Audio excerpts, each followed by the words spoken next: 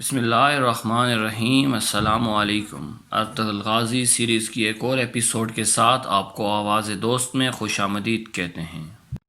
ناظرین، امید کرتے ہیں کہ اب تک آپ ہمارا چینل سبسکرائب کر چکے ہوں گے، لیکن اگر آپ نے ہمارا چینل سبسکرائب نہیں کیا تو برائے مہربانی ہمارا چینل ضرور سبسکرائب کر لیں تاکہ آنے والی ویڈیوز آپ تک پہنچ سکیں۔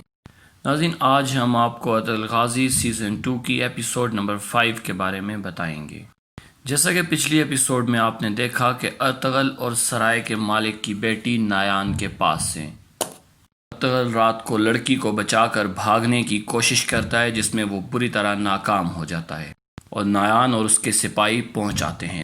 نایان شدید غصے میں ہوتا ہے اور وہ ارطغرل کے سامنے لڑکی کی گردن اڑا دیتا ہے اور ارطغرل سے کہتا ہے کہ تمہیں کہا تھا کہ کسی قسم کی ہوشیاری دکھانے کی کوشش نہ کرنا۔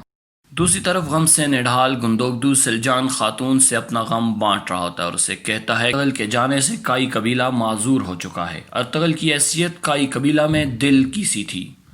وہ اسے کہتا ہے کہ ارطغرل نے بہت مشکل حالات کا مقابلہ کیا اور مجھے امید تھی کہ وہ اس دفعہ بھی واپس آئے گا، لیکن اب میرا بھائی اس دنیا میں نہیں رہا۔ گندوگدو سلجان خاتون سے کہتا ہے کہ ارطغرل کا بچہ اب ہمارا بچہ ہے، ہماری ذمہ داری ہے کہ ہم اس کی پرورش کریں اور اسے ارطغرل جیسا بنائیں۔ اور وہ سلجان سے کہتا ہے کہ تم حلیمہ کا بہت خیال رکھنا۔ وہ کہتی ہے انشاءاللہ ایسا ہی ہوگا۔ دوسری طرف ارطغرل شدید مصیبت میں ہے۔ بھاگنے کی کوشش میں ناکامی کے بعد اس پر طرح طرح کے مظالم ڈھائے جا رہے ہیں، مگر وہ ان سب مظالم کے سامنے ڈٹ کر کھڑا ہے۔ ارطغرل کو ایک دفعہ پھر باندھ دیا جاتا ہے اور وہ تھک ہار کر سو جاتا ہے۔ اسے خواب میں ابن العربی کی زیارت ہوتی ہے جو اسے سورہ فیل کے بارے میں بتاتے ہیں۔ وہ اسے سورہ فیل کا ترجمہ بتاتے ہیں کہ کیسے تمہارے رب نے ہاتھی والوں کے ساتھ یعنی ابرہہ کی فوج کے ساتھ کیا کی، کیسے تمہارے رب نے ایک چھوٹے سے پرندے کے ساتھ اتنی بڑی فوج کو ختم کر دیا۔ ارطغرل جاگتا ہے اور اسے امید کی کرن دکھائی دیتی ہے۔ دوسری طرف سردار، اس کا بیٹا تیمور اور اس کی بیوی عالیہ کھانے پر میوے گفتگو ہیں۔ سردار بتاتا ہے کہ آج میری بہن آئمہ غم سے نڈھال ہے، لیکن وہ اپنا غم اپنے سینے میں چھپائے ہوئے ہے۔ میں نے سوچا ہے کہ دونوں قبیلوں کو اکٹھا کر لوں، اور میں نے یہ بھی سوچا ہے کہ لشکر کی قیادت کائی قبیلے کو دے دوں اور باقی معاملات ہم دیکھ لیں۔ عالیہ خاتون جو ایک سازشی عورت ہے اور ایک مقصد کے تحت سردار کی بیوی بنی ہے، وہ یہ سنتے ہی کہتی ہے کہ ہمیں لشکر کی قیادت ہمیشہ اپنے پاس رکھنی چاہیے کہ اگر کوئی بغاوت ہو تو لشکر ہمارے کنٹرول میں ہو۔ سردار عالیہ خاتون کی بات مان لیتا ہے اور شہزادہ تیمور سے کہتا ہے کہ میں تمہیں لشکر کا سپہ سالار بنا دوں گا۔ ادھر حلیمہ اپنے گھوڑے سے باتیں کر رہی ہوتی ہے جو اسے شادی سے پہلے ارطغرل نے تحفے میں دیا تھا۔ وہ اسے کہتی ہے کہ ارطغرل ہمیں اتنی جلدی چھوڑ کر کیسے جا سکتا ہے، ابھی تو اسے اپنا بچہ بھی دیکھنا تھا، ساتھ کیسے وعدہ خلافی کر سکتا ہے۔ سلجان خاتون اس کی بات سن رہی ہوتی ہے اور اس کے پاس آ کر اسے دلاسا دیتی ہے۔ حلیمہ روتے ہوئے اپنا سر اس کے کاندھے پر رکھتی ہے اور اس سے پوچھتی ہے کہ کیا جنت میں ارطغرل سے ملوں گی۔ سلجان اسے کہتی ہے ضرور تم جنت میں ایک دوسرے کے ساتھ ایک دفعہ پھر ملو گے۔ اس سین میں آپ دیکھ سکتے ہیں کہ سردار اپنی بہن آئمہ خاتون کے پاس آتا ہے اور اسے حوصلہ دینے کی کوشش کرتا ہے۔ آئمہ سردار کا شکریہ ادا کرتی ہے کہ کیسے اس نے اتنے مہمانوں کا بوجھ برداشت کیا۔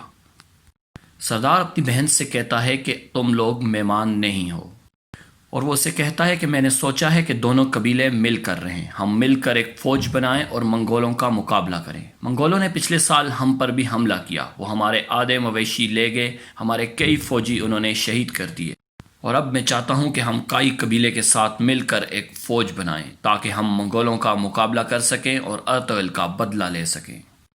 دوسری طرف تیمور ایک سپاہی پر بری طرح تشدد کر رہا ہوتا ہے۔ توحان آتا ہے اور تیمور سے کہتا ہے کہ سپاہی معافی مانگ رہا ہے، اسے چھوڑ دینا چاہیے۔ تیمور توحان کی طرف متوجہ ہوتا ہے اور اسے کہتا ہے تم اپنی حد میں رہو، تم کون آئے مجھے سکھانے والے؟ تم ارطغرل کی تو حفاظت کر نہ سکے اور آج تم مجھے نصیحتیں کر رہے ہو، خبردار اگر آج کے بعد تم نے مجھے نصیحت کی۔ گندوگدو آتا ہے اور وہ تیمور کو کہتا ہے کہ ہم دکھ میں ہیں، ہم تکلیف میں ہیں، ہمارے ساتھ ایسے بات نہ کرو۔ وہ کہتا ہے کہ آپ کے قبیلے کے لوگوں کو طور طریقوں کا کوئی پتہ نہیں۔ وہ چلا جاتا ہے تو کوجابش آتا ہے اور دوحان کو کہتا ہے کہ تم جس کی وجہ سے اکڑ کر چلتے تھے وہ اب اس دنیا میں نہیں رہا۔ یہ بات سن کر ترگت آتا ہے جو اب تک اس سیزن میں خاموش ہے۔ وہ آ کے اسے کہتا ہے کہ ہمارے پاس کھونے کے لیے کچھ نہیں بچا اور ہم کچھ بھی کرنے کے لیے تیار ہیں۔ ادھر ارطغرل پر طرح طرح کے تشدد کیے جا رہے ہیں۔ اب ارطغرل کا ہاتھ ایک درخت کے ساتھ رکھ کر اس میں کیل گاڑ دی جاتی ہے اور نایان اسے کہتا ہے کہ آج تمہارے ایک ہاتھ میں کیل گاڑی، اگر میری بات نہ مانی تو کل دوسرے ہاتھ میں، پھر تمہارے پاؤں میں، اور میں اپنے ہاتھوں سے تمہاری آنکھوں میں بھی کیل گاڑوں گا۔ بہتر ہے کہ تم جلد سے جلد میرا ساتھ دینے کا فیصلہ کر لو۔ آئمہ خاتون گندوگدو سے کہتی ہے کہ قبیلے کے بڑوں سے پتہ کرو کہ ہم نے اس قبیلے کے ساتھ اتحاد کا فیصلہ کر لیا ہے۔ گندوگدو کہتا ہے کہ میں کچھ لوگوں سے بات کر چکا ہوں، وہ راضی ہیں اور باقی لوگوں سے بھی جرگے میں بات ہو جائے گی۔ اسی دوران آئمہ خاتون سلجان کو بلاتی ہے اور اسے کہتی ہے کہ قبیلہ کی عورتوں کو لے کر جاؤ اور انہیں بولو کہ جس طرح وہ اپنے قبیلے میں کام کرتی تھیں یہاں پہ بھی اسی طرح سے کام شروع کر دیں، کیونکہ اب یہاں پہ ہم مہمان نہیں۔ دوسری طرف تیمور، جس کا دل پہلے دن سے گوکچی کی طرف مائل دکھائی دیتا ہے، وہ گوکچی کے پاس آتا ہے اور اس سے ارطغرل کی موت پر تعزیت کرتا ہے اور کہتا ہے کہ میں تمہارے بھائی کی موت پر غمزدہ ہوں۔ گوکچی کہتی ہے کہ ارطغرل کی حیثیت میرے لیے ایک بھائی سے زیادہ تھی۔ دوسری طرف نایان اپنے ایک جاسوس کاربکس سے کہتا ہے کہ وہ جلد سے جلد اس کی ملاقات سعادتین کوبکس سے کروا دے۔ ساتھ ہی نایان سونے اور چاندی سے بھرا ایک صندوق اس کے سامنے پیش کرتا ہے اور کاربک کہتا ہے وہ کل ہی اس کی ملاقات سعادتین کوبکس سے کروا دے گا۔ اس سین میں آپ دیکھ سکتے ہیں کہ دونوں قبیلوں کے بڑوں کا اجلاس ہو رہا ہے، جس میں دونوں قبیلوں کو متحد کرنے کی بات کی جا رہی ہے۔ آئمہ خاتون سب سے پہلے بولتی ہے اور وہ سردار کا شکریہ ادا کرتی ہے کہ اس مشکل وقت میں انہوں نے اسکائی قبیلے کا ساتھ دیا۔ سردار کہتا ہے کہ منگولوں کا مقابلہ کرنے کے لیے ہمیں متحد ہونا ہوگا اور دونوں قبیلوں کو اتفاق کے ساتھ رہنا ہوگا۔ ہر قبیلہ اپنے آپس کے معاملات خود حل کرے گا۔ کائی قبیلے کی عورتیں کام کاج میں ہمارے قبیلہ کے لوگوں کی مدد کریں گی اور فوج کا سپہ سالار میرا بیٹا تیمور ہوگا۔ دلیت امیر یہ سن کر کہتا ہے کہ جب آپ سب کچھ پہلے سے طے کر آئے ہیں تو پھر میٹنگ بلانے کا کیا مقصد؟ تیمور اس پر شدید غصہ ہوتا ہے اور کہتا ہے کہ آپ کو میری قابلیت پر اعتراض ہے۔ گندوگدو دلیت امیر کو خاموش کرا دیتا ہے۔ ناظرین، امید ہے کہ آپ کو ارطغرل سیزن 2 ایپیسوڈ 5 کا شارٹ ریویو پسند آیا ہوگا، تو برائے مہربانی ہمارا چینل سبسکرائب کرنا اور بیل آئیکن کو پریس کرنا نہ بھولیے تاکہ آئندہ آنے والی ویڈیوز آپ تک پہنچ سکیں۔